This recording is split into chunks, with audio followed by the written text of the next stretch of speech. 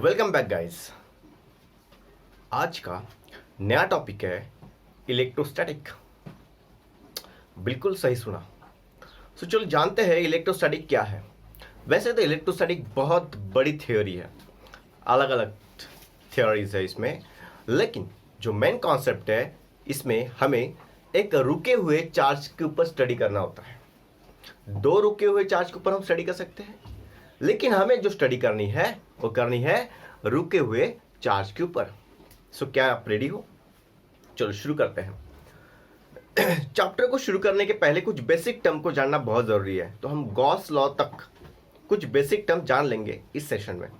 आगे हम धीरे धीरे सभी क्वेश्चंस करेंगे, डिफरेंट गॉस लॉ की एप्लीकेशंस देखेंगे, फिर पोटेंशियल एनर्जी देखेंगे और फिर कैपेसिटर। इस तरीके से हम चैप्टर को स्टेप बाय स्टेप खत्म करेंगे। हम 3 स्टेप में चैप्टर को डिवाइड किए हैं हमने। एक, इलेक्ट्रिक फील्ड का इंटेंसिटी निकालने के लिए गॉस लॉ का एप्लीकेशन। उसके बाद में फिर हम जाने वाले हैं पोटेंशियल एनर्जी, ठीक है, इलेक्ट्रिक पोटेंशियल। उसके बाद में हम कैपेसिटर, फिर चैप्टर खत्म हो जाएगा। अब चलो शुरू करते हैं टॉपिक। सबसे पहले हमें जानना है कि चार्जेस कितने प्रकार के होते हैं। आप सभी को पता होगा चार्जेस 2 प्रकार के होते हैं, एक पॉजिटिव चार्ज, एक नेगेटिव चार्ज। बिल्कुल पता है आपको, बहुत बढ़िया। यहां पर एक है पॉजिटिव चार्ज और एक है नेगेटिव चार्ज, ठीक है। और हमें यह भी पता है कि पॉजिटिव एंड नेगेटिव अट्रैक्ट होते हैं, जैसे कि आप होते होंगे। क्या सर आप मजाक करते हो? हाँ, सुबह सुबह। जी हाँ, मजाक नहीं है ये। चलो, पॉजिटिव और नेगेटिव अट्रैक्ट होते हैं, वैसे ही पॉजिटिव एंड पॉजिटिव अगर पास में लाते हैं तो रिपेल करते हैं, लेकिन आजकल तो अट्रैक्ट भी हो सकते हैं। नहीं, ऐसा कभी नहीं होता। ये चार्जेस है, इनमें कोई भावनाएं नहीं है, ठीक है ना। इनमें कोई भावनाएं नहीं है और एक कंफर्म बताते हैं कि अगर हम पॉजिटिव पॉजिटिव पास में आना चाहते हैं तो हम रिपेल करेंगे एक दूसरे को, और अगर हम निगेटिव एंड निगेटिव की बात करते हैं तो ये पक्का रिपेल करेंगे, क्योंकि ये भी तो सेम चार्ज है। तो हमने पढ़ा है like charges attracts. No sir, no no. Like charges मतलब जैसे same to same charges repel करते हैं एंड डिफरेंट चार्जेस अट्रैक्ट करते हैं। फिर हमें यह जानना है कि भैया इसका यूनिट क्या होता है। बिल्कुल, बताइए यूनिट क्या होता है। ये यूनिट होता है कूलम, ठीक है ना। ऐसा यूनिट है कूलम, चार्ज मेजर करने के लिए होता है यूनिट इस्तेमाल कूलम। फिर हमें यह भी जानना है कि भैया how to produce a charge, charge को कैसे प्रोड्यूस करना है। बिल्कुल, तो चार्ज को प्रोड्यूस कैसे करना है, तो मोस्ट ऑफ द टाइम्स हम बाय रबिंग, है ना, बाय रबिंग कर सकते हैं। क्या आपको समझ में आया रबिंग करना मतलब क्या है? वही जो आप करते हो ऐसे रब, ठीक। इनडायरेक्टली क्या है? फ्रिक्शन है। बिल्कुल, ये फ्रिक्शन है। फ्रिक्शन के कारण चार्ज पैदा होता है। बिल्कुल, फ्रिक्शन के कारण जो है चार्ज पैदा होता है। हम प्रोड्यूस कर सकते हैं चार्ज को। ये जो एक्सपेरिमेंट है अट्रैक्ट और रिपेल, ये बहुत पुराना एक्सपेरिमेंट है, ठीक है ना। पहले के जमाने में जब साइंटिस्ट ने ट्राई किया था, तो उन्होंने क्या ट्राई किया था, उन्होंने समझो एक ग्लास रॉड लिया और सिल्क का कपड़ा लिया। ग्लास रॉड और सिल्क का कपड़ा उन्होंने एक दूसरे के साथ में उसको रब किया। ग्लास रॉड और silk, glass rod and silk. फिर उन्होंने क्या किया, एक रबर का टुकड़ा लिया, हार्ड रबर, एंड एक लिया समझो फर लिया, ठीक। इनको रब करने के बाद में इन्होंने ऐसे 2 टुकड़े लिए, ग्लास रॉड और सिल्क, ठीक। ऐसे 2 पीसेस लिए ग्लास रॉड के और सिल्क के, और फिर उन्होंने ग्लास रॉड को पास में लाया रब करने के बाद में। तो उनको पता चला कि भाई ये रिपेल हो रहे हैं। पहले नहीं हो रहे थे, नहीं, पहले नहीं हो रहे थे। उन्होंने रब करने के बाद में देखा, ग्लास रॉड को जब पास में लाया, यहाँ पे रब किया सिल्क के ऊपर, यहाँ पे रब किया सिल्क के ऊपर, और इन दोनों को पास में लाया, तो भैया उनको ये पता चला था कि ये दोनों रिपेल कर रहे हैं, रिपेल कर रहे हैं, रिपेल कर रहे हैं। वैसे उन्होंने रबर, हार्ड रबर और फर, इनको रब किया, और फिर हार्ड रबर, 2 हार्ड रबर को पास में लाया, उनको पता चला कि ये भी तो रिपेल कर रहे हैं। मतलब ये दोनों सेम क्वांटिटी थी, हार्ड रबर और हार्ड रबर। पहले रब कर लिया फर के साथ में, ठीक है, फर के साथ में रब किया, फर के साथ में रब किया, जो हार्ड रबर था वो पास में लाया तो रिपेल करने लगे, रिपेल। ये दोनों क्वांटिटी सेम थी। फिर उन्होंने क्या किया, ये जो हार्ड रबर था, ठीक है, क्या था, ये जो हार्ड रबर था और ये जो ग्लास था ना, इनको पास में लाया, तो फटाक से पास में आ गए वो। क्यों? क्योंकि फ्रिक्शन के कारण यहां पे चार्जेस का ट्रांसफर हुआ। जैसे ही ट्रांसफर हुआ चार्जेस का, तो मान लेते हैं कि ये अगर निगेटिव बन गया, ये पॉजिटिव था, ठीक, और इन दोनों के बीच में क्या हुआ, अट्रैक्शन हुआ। So different charges attracts each other and positive same charges like charges ripple each other. ये तब से उन्होंने थ्योरी रखा।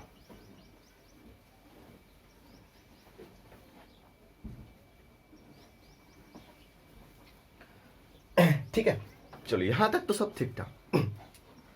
आगे आगे क्या हुआ उसके बाद में हमने तो देखा rubbing, rubbing indirectly we can say friction. Friction जो है उसके कारण चार्जेस पैदा होते हैं। कैसे होते हैं हम इलेक्ट्रोमैग्नेटिज्म में पढ़ेंगे, कैसे ट्रांसफर होते हैं चार्जेस, ठीक है, बहुत बढ़िया थ्योरी है, ठीक है।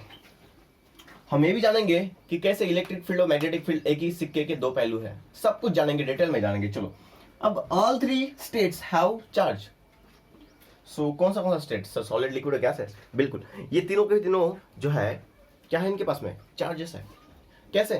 क्योंकि सभी के सभी तो एटम से बने होते हैं, और एटम इटसेल्फ न्यूट्रल न्यूट्रल, ठीक है ना, वो तो न्यूट्रल होता है एटम, लेकिन जब वो एक्साइट हो जाता है, जब वो शेयरिंग वगैरह करते हैं, जब हम किसी ऑब्जेक्ट को रब करने के बाद में जो एक्सेस ऑफ चार्जेस ऑन उसके सरफेस पे आ जाते हैं, एक्सेस चार्जेस आफ्टर रबिंग, सो वो जो चार्जेस आते हैं वो क्या होते हैं, ट्रांसफर होते हैं किसी दूसरे ऑब्जेक्ट में।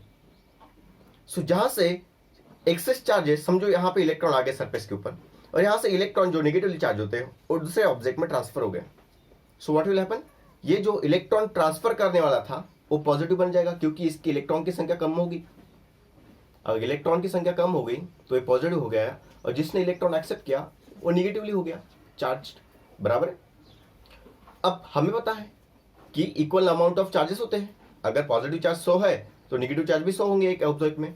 हर ऑब्जेक्ट में ऐसे होता है, जितने पॉजिटिव चार्जेस उतने ही नेगेटिव चार्जेस। यहां से कुछ नेगेटिव चार्जेस गए तो इसमें पॉजिटिव चार्जेस की संख्या और नेगेटिव चार्जेस की संख्या की दोनों इसमें अगर हम कंपैरिजन करेंगे तो पॉजिटिव चार्जेस की संख्या ज्यादा होगी, इसलिए पॉजिटिव चार्ज बन जाएगा, ठीक है। चलो इस तरीके से, ओके। अब हम जो पढ़ने वाले हैं आगे, और पढ़ने वाले हैं कि भैया इलेक्ट्रिक फील्ड क्या होती है। सो एवरी चार्ज, हर एक charge creates an electric field. हर एक चार्ज क्रिएट करता है इलेक्ट्रिक फील्ड अपने सराउंडिंग में, अपने सराउंडिंग में वो जो है इलेक्ट्रिक फील्ड पैदा करता है, ऐसे ऐसे, and for a given distance, और वो जो है फॉर ए गिवन डिस्टेंस, हम लोग जो डिस्टेंस देंगे उस डिस्टेंस पे in each direction it is same. Her direction में वो सेम होता है, चाहे इस तरफ ले लो, चाहे इस तरफ ले लो, चाहे आगे की तरफ ले लो, चाहे पीछे की तरफ ले लो। अगर हमने बोला कि 5 सेंटीमीटर पे कितना होगा, तो हर बार उतना ही दिखाएगा, इस डायरेक्शन में भी, इस डायरेक्शन में भी, ऊपर में, नीचे में, पीछे, आगे, सब हर डायरेक्शन में, ठीक है, चार्ज, ओके। और एक बात बताता हूं कि भाई इसका डायरेक्शन कैसे जानना है। तो मान लेते हैं पॉजिटिव चार्ज है यहाँ पे, सो पॉजिटिव चार्ज से अवे होता है इलेक्ट्रिक फील्ड, ठीक है। और अगर मान लेते हैं निगेटिव चार्ज है तो निगेटिव चार्ज की तरफ होता है इलेक्ट्रिक फील्ड, ठीक है। क्या आपको बात समझ में आई?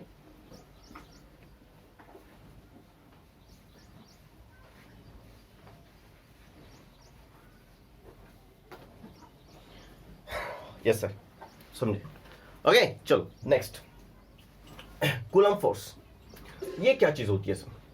ये बहुत ही नायाब चीज है, बहुत ज्यादा जरूरी है हमें समझने के लिए कि दो चार्जेस के बीच में कितना फोर्स लग सकता है। इसका डायरेक्शन तो बाद में देखेंगे, ठीक है, और आपने 11th में पढ़ लिया होगा डायरेक्शन। मैं इसका बस मैग्नीट्यूड बताता हूं कि भैया कूलम फोर्स जो है ये हमें ये बताता है कि दो स्टेशनरी चार्जेस के बीच में कितना फोर्स ऑफ अट्रैक्शन है, ठीक है, या फिर कितना फोर्स ऑफ रिपल्शन है, ये बताता है कूलम फोर्स।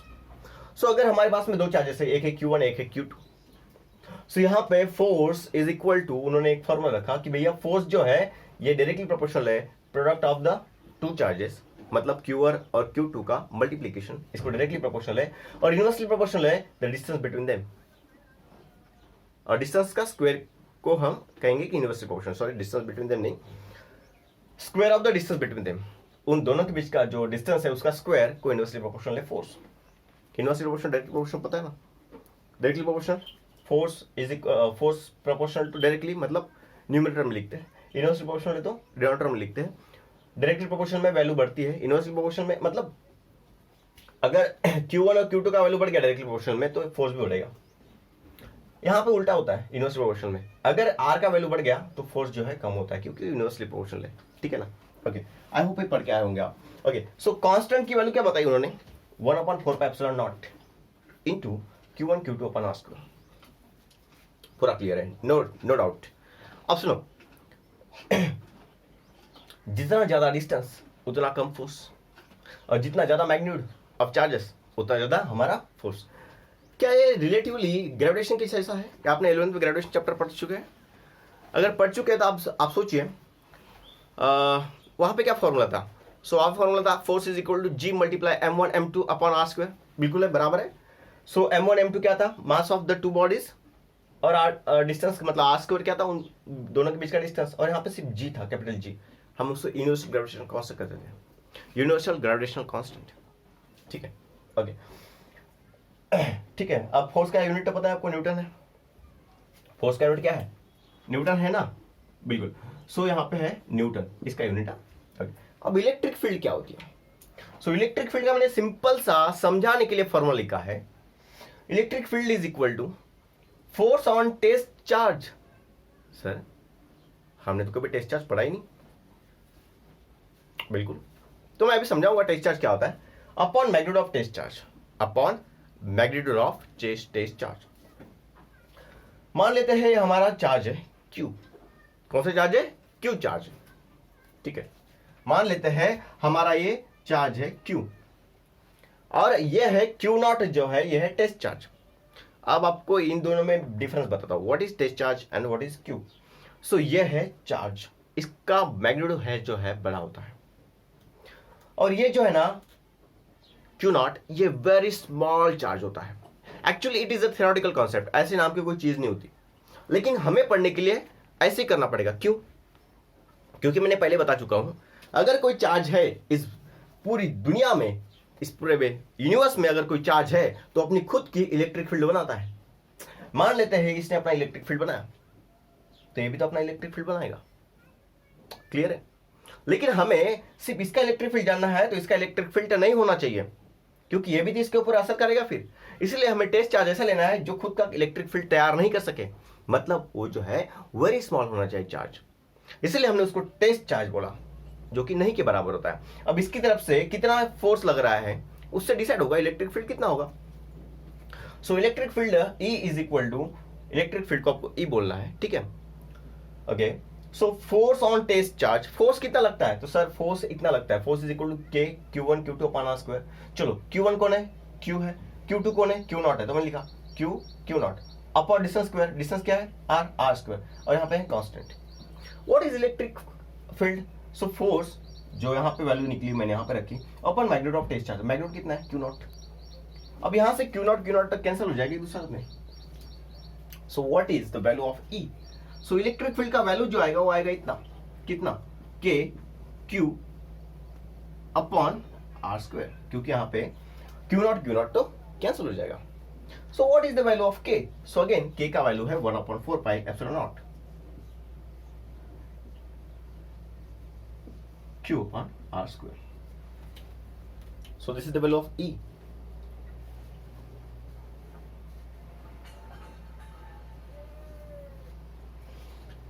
ओके, यहां तक समझ में आया?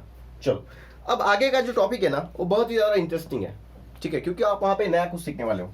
आई होप आपने नोट कर लिया होगा, नहीं नोट किया तो कर लीजिए फटाफट, मैं इसको मिटा रहा हूं। ओके, सो अभी जो टॉपिक पढ़ने वाले हैं वो बहुत ही प्यारा टॉपिक है, और वो है फ्लक्स।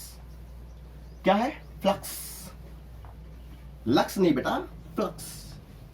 नहीं सर हमको तो वही पता है, लक्स जिसमें करीना कपूर आती है, हाय हाय। तो हम पढ़ने वाले हैं फ्लक्स, ठीक है। तो फ्लक्स क्या चीज होती है ये हम जानेंगे, उसका एक फॉर्मूला, इजी फॉर्मूला बताऊंगा, क्योंकि देखो किसी भी चीज को समझाने के लिए दो तरीके होते हैं, एक इमेजिनेशन और दूसरा फॉर्मूला वाइज।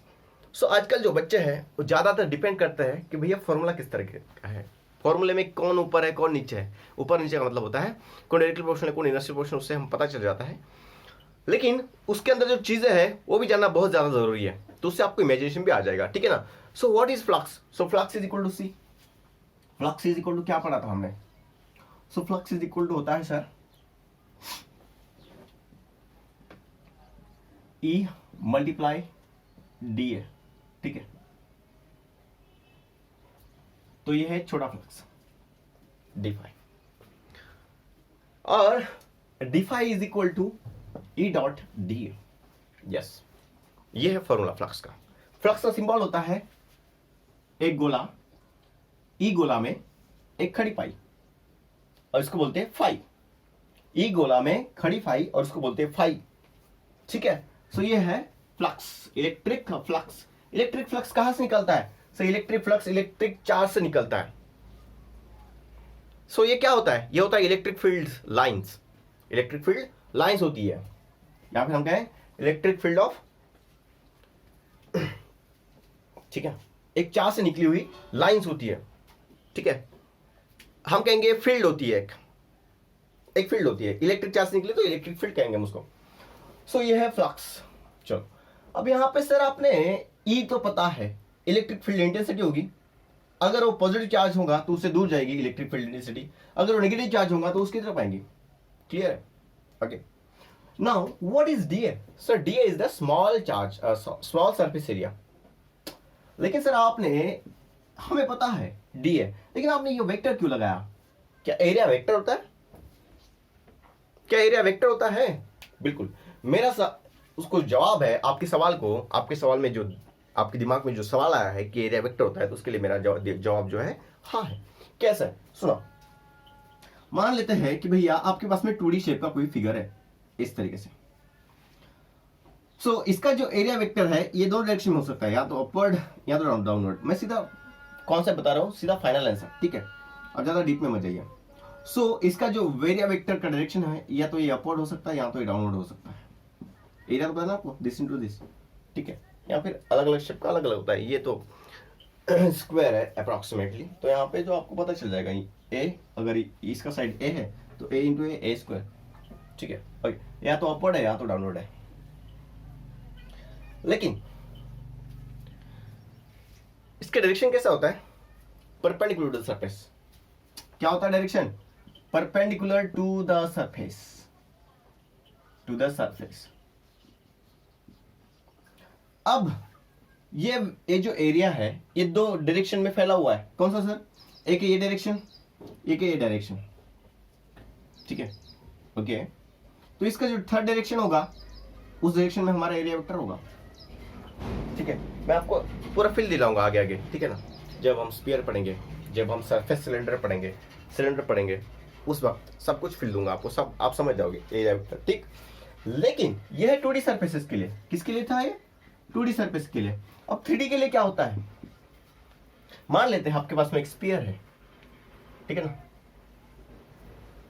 ये स्फीयर है, बिल्कुल। अब आपने मान लेते हैं यहां का एरिया लिया है दूसरा। सो इनका कहना है कि आपको एरिया इस तरीके से कंसीडर करना है जो आउटवर्ड हो, अंदर की तरफ वाला नहीं, ठीक है ना, अंदर की तरफ वाला नहीं, जो आउटवर्ड है वो डायरेक्शन आपको कंसीडर करना है। सो यहाँ पे एरिया वेक्टर का डायरेक्शन रहेगा वो रहेगा आउटवर्ड, हर सॉलिड ऑब्जेक्ट के लिए। 3D यानी क्या होगा? हर सॉलिड ऑब्जेक्ट के लिए आपको जो एरिया है आउटवर्ड लेना है।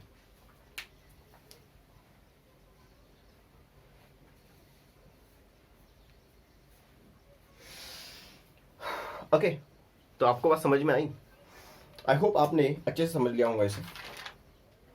कोई बात नहीं, अभी जो हम जानने वाले हैं बहुत ही प्यारी चीज है आगे की, ठीक है ना। गॉस लॉ, गॉस लॉ जो है ये पढ़ना बहुत ज्यादा जरूरी है।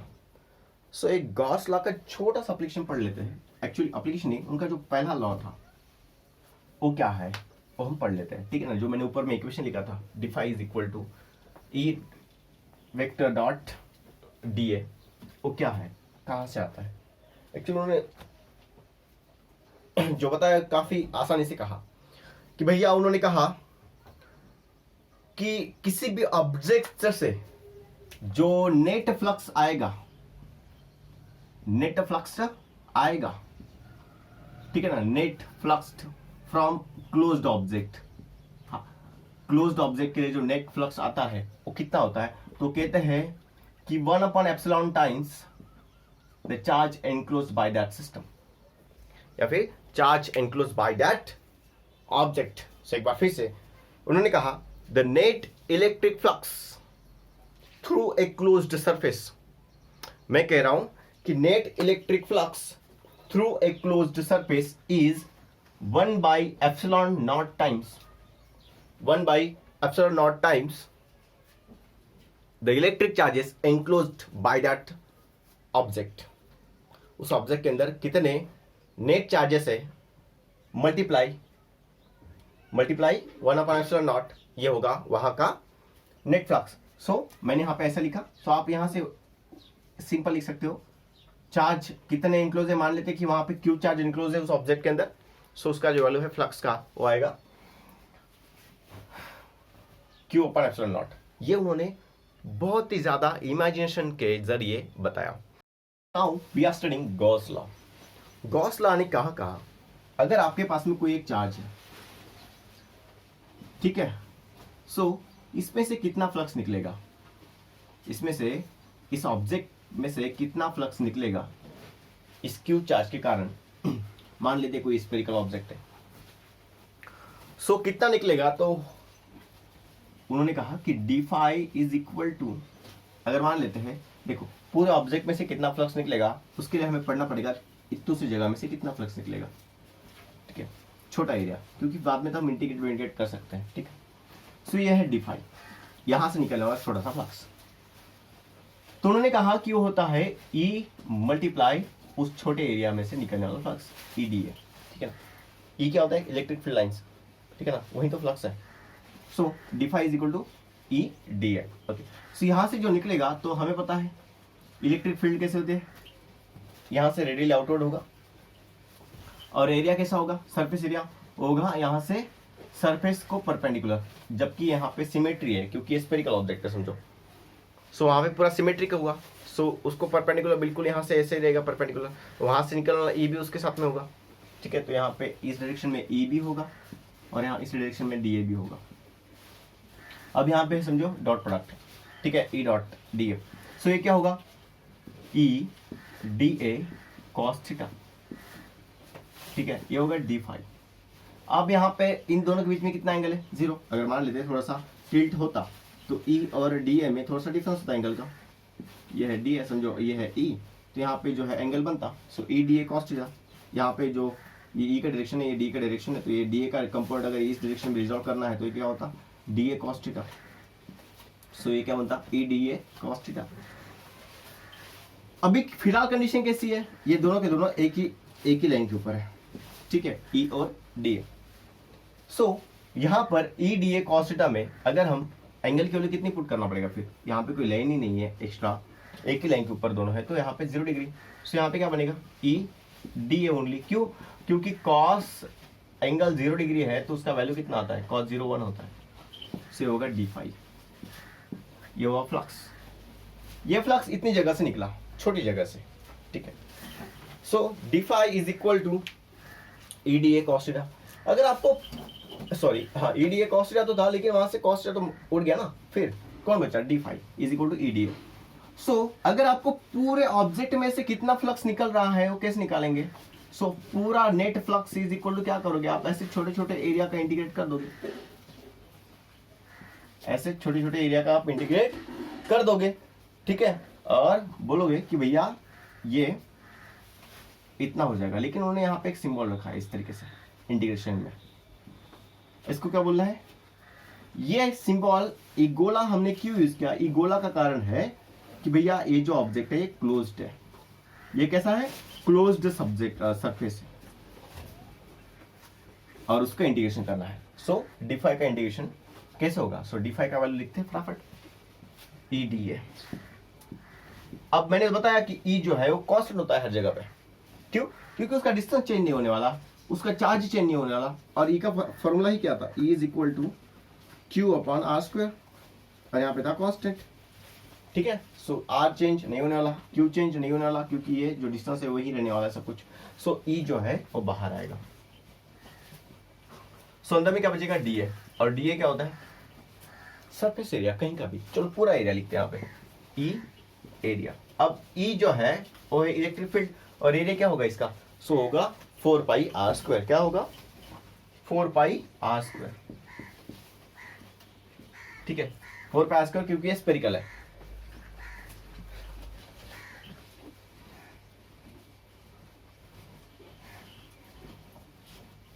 सो क्या आपको ये बात समझ में आई? ओके।